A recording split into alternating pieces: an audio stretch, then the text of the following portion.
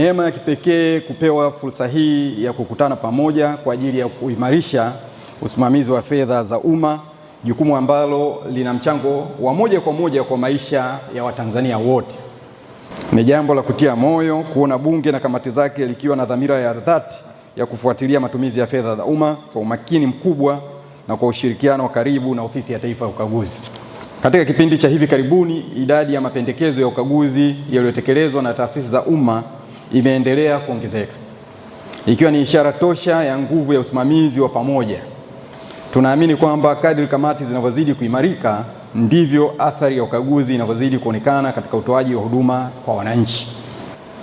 Mafanikio ya kazi hii yanategemea kwa kiasi kikubwa uwezo wa kamati za Bunge kuchambua taarifa za ukaguzi kwa kina, kufuatilia utekelezaji wa mapendekezo na kuhakikisha kwamba uwajibikaji unaimarika katika taasisi za umma. Waheshimiwa wenye viti na wajumbe, mafunzo haya yanafanyika chini ya kauli mbiu taarifa za ukaguzi kwa uwajibikaji bora, kamati za Bunge kama nguzo ya usimamizi wa fedha za umma. Kauli mbiu hii inakumbusha kwamba taarifa za ukaguzi si nyaraka tu za kisheria, ni zana za mabadiliko, na ninyi waheshimiwa wabunge ndio wahusika wakuu wa kuzigeuza taarifa hizi kuwa hatua za uwajibikaji na matokeo kwa wananchi. Nina imani kwamba mafunzo haya yataongeza uwezo wa kamati katika kufuatilia matumizi ya fedha za umma, kuimarisha utekelezaji wa mapendekezo ya ukaguzi na hatimaye kuongeza uwajibikaji katika taasisi za umma kwa manufaa ya wananchi wote Tanzania. Ofisi ya Taifa ya Ukaguzi itaendelea kushirikiana nanyi kwa karibu. Tutafanya kazi hivyo kupitia mafunzo kama haya, ushauri wa kitaalamu na utoaji wa taarifa zinazoeleweka na zenye manufaa kwa kazi za usimamizi wa kibunge. Mimi kwa jina naitwa Emmanuel John Kambai, ni mbunge wa jimbo la Babati mjini na ni mjumbe wa kamati ya LAC. Kiukweli kwanza nitumie nafasi hii tu kuipongeza ofisi ya CAG.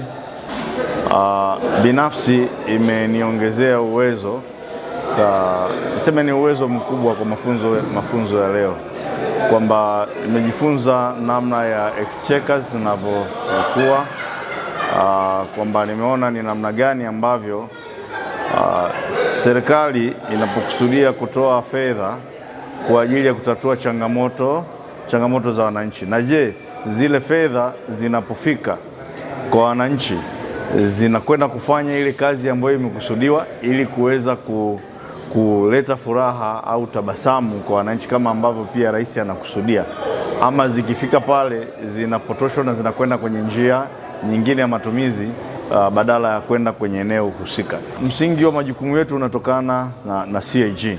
Kwa hiyo kwa namna ambavyo CAG anavyofanya kazi zake na kutupa mwongozo, imekuwa ni sehemu ya kutujenga na kuona ni namna gani tunaweza kuendelea kuisimamia serikali na kuishauri serikali. Fedha ambazo zinakuwa zinatolewa wakati mwingine na serikali kwa ajili ya kuwanufaisha wananchi, ni vema wale ambao tumepewa majukumu tuweze kusimamia fedha hizo kwa weledi, ili yale matokeo ambayo yamekusudiwa na serikali ya kuwaletea wananchi maendeleo yaweze kufikiwa. Kwa jina naitwa Josephine Joseph Kapoma, ni mbunge wa viti maalum mkoa wa Morogoro na ni mjumbe wa kamati ya hesabu za serikali za mitaa, yani LAC. Kwanza binafsi napenda sana kuishukuru ofisi ya mkaguzi mkuu wa hesabu za serikali. Tumekuwa tunapata mafunzo mara kwa mara, na kweli sisi kama wabunge, kama mnavyofahamu, wabunge tuna taaluma mbalimbali, lakini mafunzo haya ni zaidi kutujengea uwezo. Na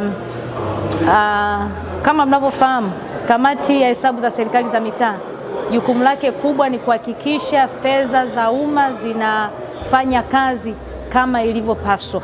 Kwa hiyo mafunzo haya sisi kama wabunge yanatujengea uwezo wa kujua ni kiasi gani tunaweza tukajua ni pesa ya serikali imetumikaje. Kwa kifupi, unajua hizi taarifa za mkaguzi wa hesabu za serikali za mitaa, kama unavyojua, mkaguzi ni jicho la serikali, lakini bunge ni meno. Kwa hiyo na mnavyojua, kadiri uchumi wetu unavyokuwa, manake maendeleo yanakuwa zaidi. Lakini unajua palipo na wengi hawakosi mengi. Kadiri uchumi wetu unavyokuwa na pesa zinavyoongezeka, mapato yanaongezeka, ndio hapa unapokuta hata wale wabadhirifu wanakwenda kujificha. Kwa hiyo kama mkaguzi wa hesabu za serikali anafanya kazi kubwa sana ya kufichua hasa watu ambao wabadhirifu wa fedha hizi za umma, na sisi kama wabunge kazi yetu ni kuipitia taarifa ya CAG, mkaguzi wa hesabu za serikali za mitaa, na kuangalia ni jinsi gani hizi pesa zilizopelekwa katika hizi sehemu husika kama zimefanya kazi kama ilivyotakiwa.